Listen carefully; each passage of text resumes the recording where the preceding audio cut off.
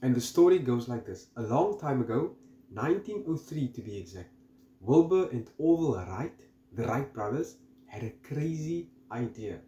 What if people could fly? The only problem was though, they weren't rich, they didn't go to fancy schools, they fixed bicycles for a living.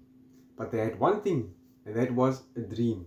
While they were working on their dream in their tiny workshop, there was another famous scientist called Samuel Langley trying to do the same. But Langley had much more money. He had government funding, he had a big team, and he had all the latest technology to execute on this plan. Langley built a flying machine and he tested it over water. As soon as it launched, it went splash into the river, and he did this twice. Meanwhile, Wilbur and Orville kept working.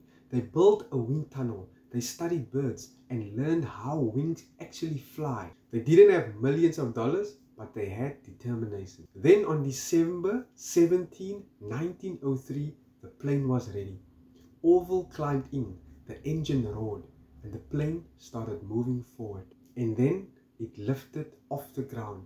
For 12 seconds it flew, just 12 seconds, but it changed the world forever. They proved that dreams don't need permission. It doesn't need millions of dollars. It just needs hard work, dedication, and never giving up on your dreams. So what is your big dream? Keep trying, keep improving, keep moving forward, keep pushing yourself, and maybe one day you will fly too.